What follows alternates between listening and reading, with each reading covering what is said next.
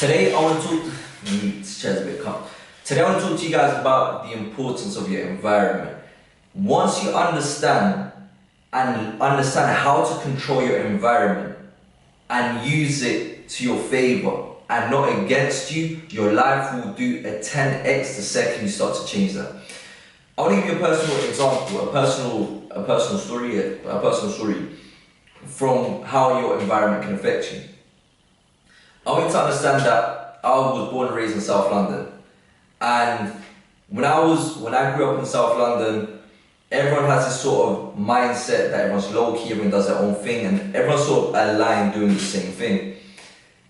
And when I was growing up in London, it was kind of a trend. It was kind of cool to be like a thug, to be like be around the drugs, be around selling, and being around this violence and the gang life. It was pretty much top boy. That was pretty much the trend. And I was a person that I wanted to be accepted. I wanted to fit in. Like, I had so many years of being insecure from living in a Chinese shop, from having these comments, and I just wanted to feel normal, and I just wanted to fit in. So I saw that was the way to fit in. So I was surrounded by little friends who would sort of like hang out. Like, it wasn't a gang, but like would just hang out and just like smoke and just do dumb shit. And I remember there was one time where we were just chilling. We were just chilling, riding bikes. We were riding on these bicycles, going along. This was along. We were going towards Elephant and Castle. So for those that understand where London is, we were going towards like Elephant and Castle, past Elephant Castle, going towards like London Bridge sides.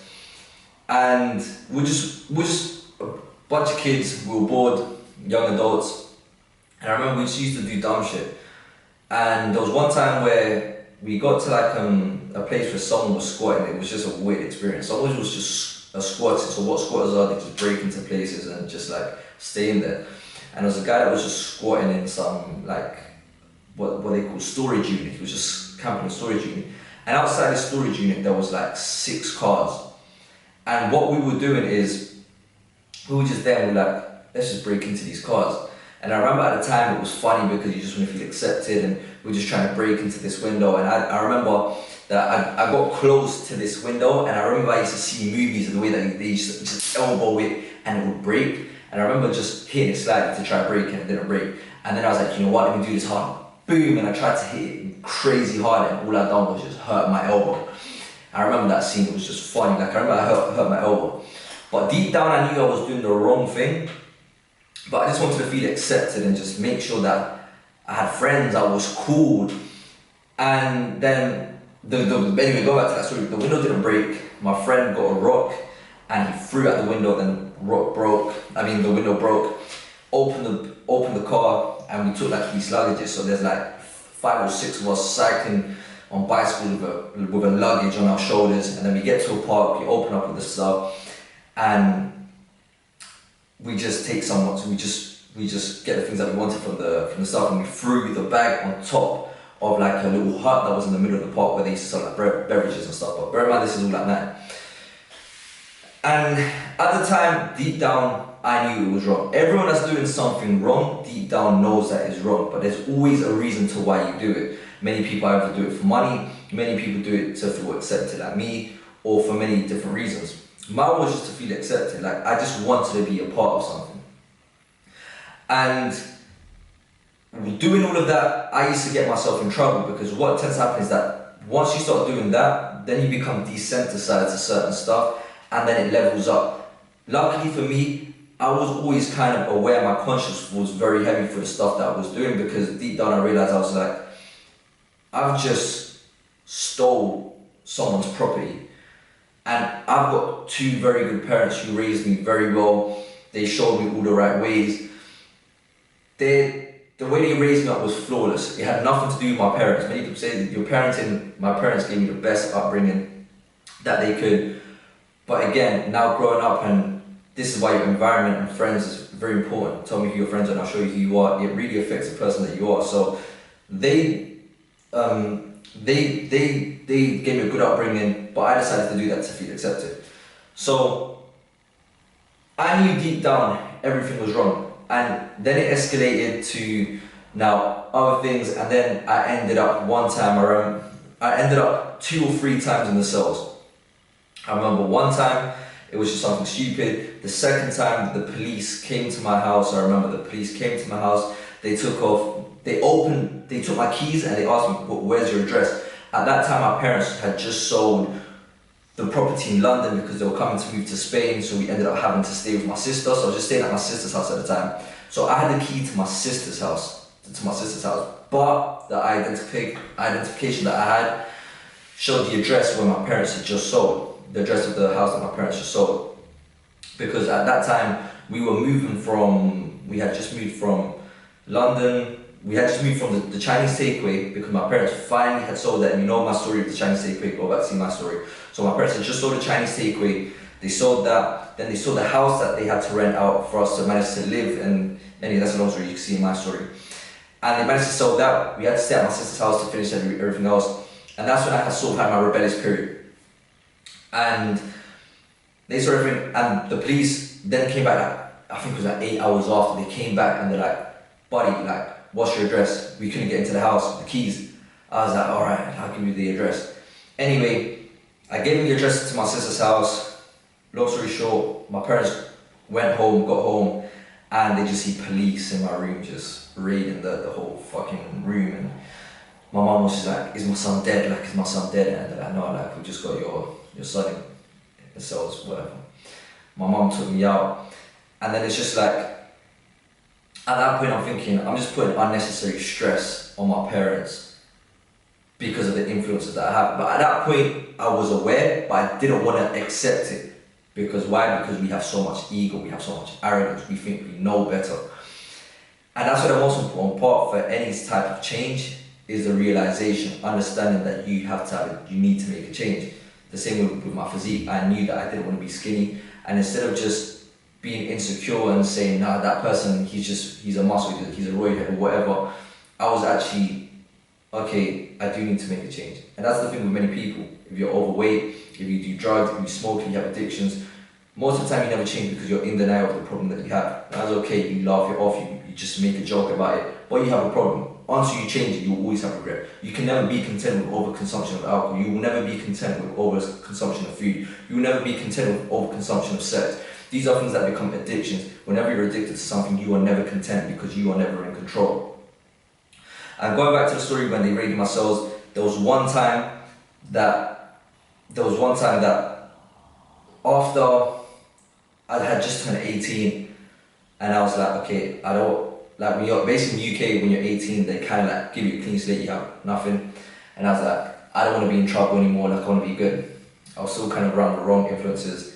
18, this was something stupid. I stopped doing everything, and then I met up with a friend at the time, and he had a tag which removes clothes, and he was like, let's go to Oxford Circus and fucking start stealing clothes.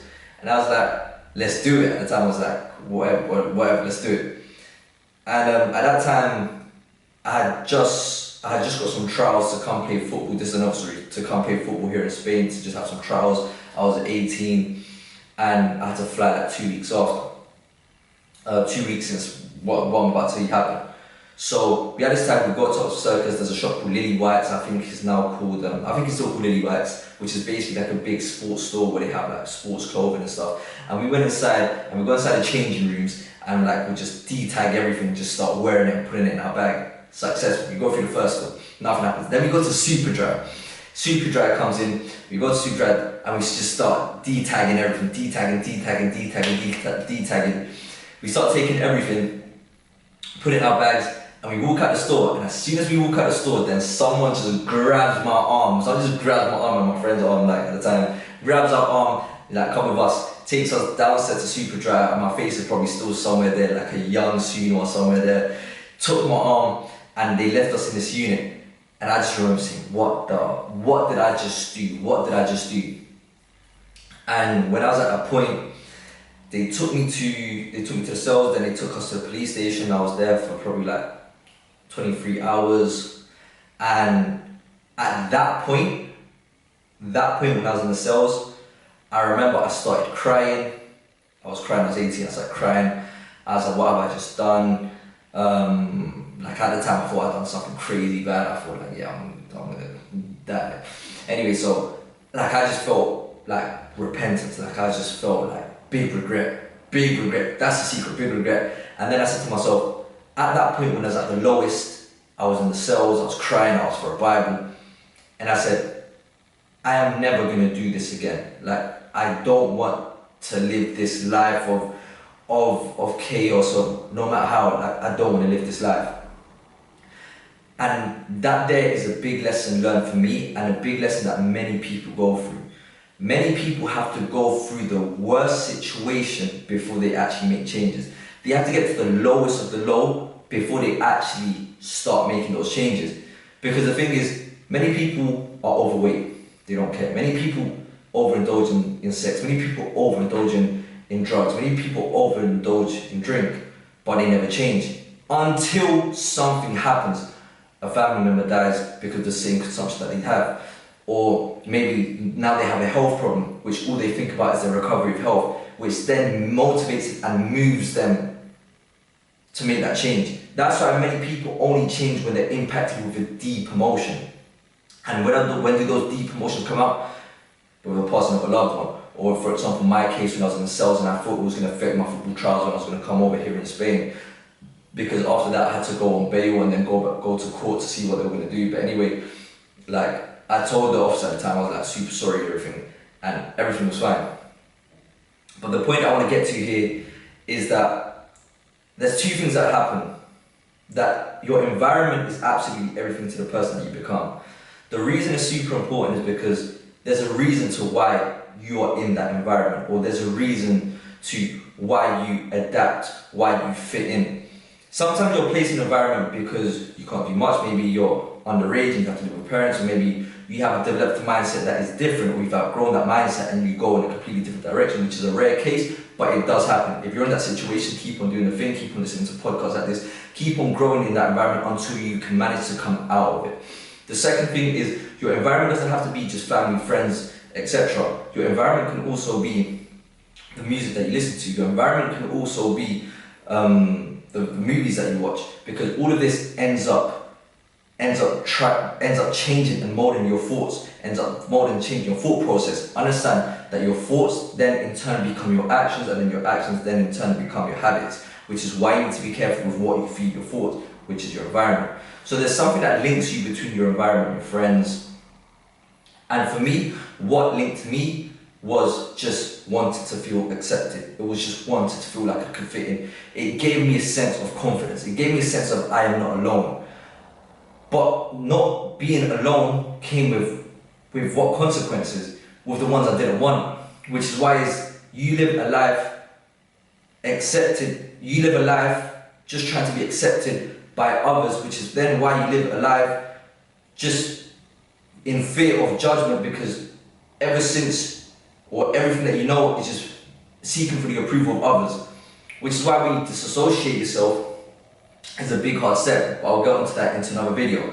So that is why your environment is absolutely everything. You need to understand that then it affects your thoughts, which then your thoughts affects your actions, like it happened to me, like it most likely happened to you. I just want you to sit down for 5 minutes, close your eyes and think about, why are my friends?